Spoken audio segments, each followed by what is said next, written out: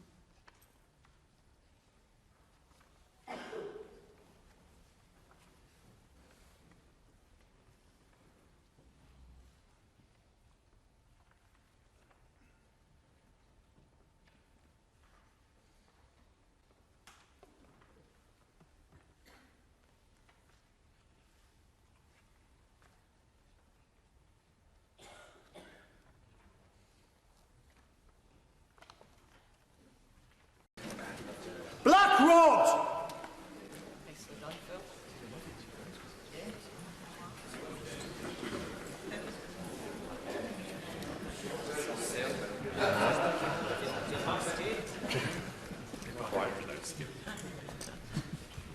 Mr. Speaker, the Queen commands its Honourable House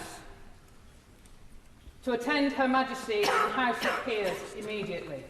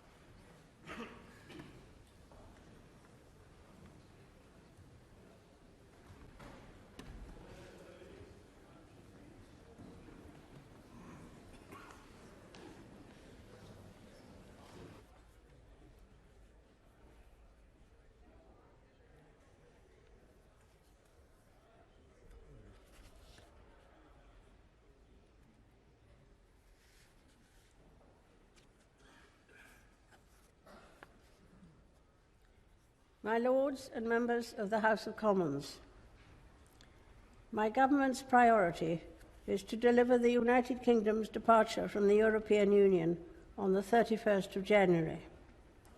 My ministers will bring forward legislation to ensure the United Kingdom's exit on that date, and to make the most of the opportunities that this brings for all the people of the United Kingdom.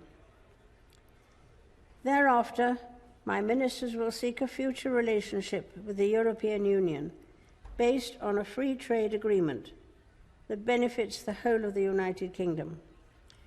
They will also begin trade negotiations with other leading global economies. The integrity and prosperity of the United Kingdom is of the utmost importance to my government. My ministers will work urgently to facilitate talks to restore devolved government in Northern Ireland. My government will embark on an ambitious programme of domestic reform that delivers on the people's priorities. For the first time, the National Health Service's multi-year funding settlement, agreed earlier this year, will be enshrined in law. Steps will be taken to grow and support the National Health Service's workforce, and a new visa will ensure qualified doctors, nurses, and health professionals have fast-track entry to the United Kingdom. Hospital car parking charges will be removed for those in greatest need. My ministers will seek cross-party consensus on proposals for long-term reform of social care. They will ensure that the social care system provides everyone with the dignity and security they deserve, and that no one who needs care has to sell their home to pay for it. My ministers will continue work to reform the Mental Health Act. A modern, fair, points-based immigration system will welcome skilled workers from across the world to contribute to the United Kingdom's economy, communities, and public services. My government will bring forward measures to support working families, raising the national insurance threshold and increasing the national living wage. To ensure every child has access to a high-quality education, my ministers will increase levels of funding per pupil in every school. Measures will be brought forward to encourage flexible working, to introduce the entitlement to leave for unpaid carers, and to help people save for later life. New measures will be brought forward to protect tenants and to improve building safety. My government will take steps to support home ownership, including by making homes available at a discount for local first-time buyers. My ministers will develop legislation to improve internet safety for all. My government is committed to a fair justice system that keeps people safe. My ministers will establish a royal commission to review and improve the efficiency and effectiveness of the criminal justice process. New sentencing laws will ensure the most serious violent offenders, including terrorists, serve longer in custody. New laws will require schools, police, councils, and health authorities to work together to prevent serious crime. My government will ensure those charged with knife possession face swift justice, and that the courts work better for all those who engage with them, including victims of domestic abuse. Legislation will be brought forward to support victims of crime and their families. Measures will be developed to tackle hostile activity conducted by foreign states. My ministers will bring forward measures to ensure that every part of the United Kingdom can prosper. My government will invest in the country's public services and infrastructure, whilst keeping borrowing and debt under control, maintaining the sustainability of the public finances through a responsible fiscal strategy. My government will prioritise investment in infrastructure and world-leading science research and skills in order to unleash productivity and improve daily life for communities across the country. It will give communities more control over how investment is spent so that they can decide what is best for them. To support business, my government will increase tax credits for research and development, establish a national skills fund, and bring forward changes to business rates. New laws will accelerate the delivery of gigabit-capable broadband.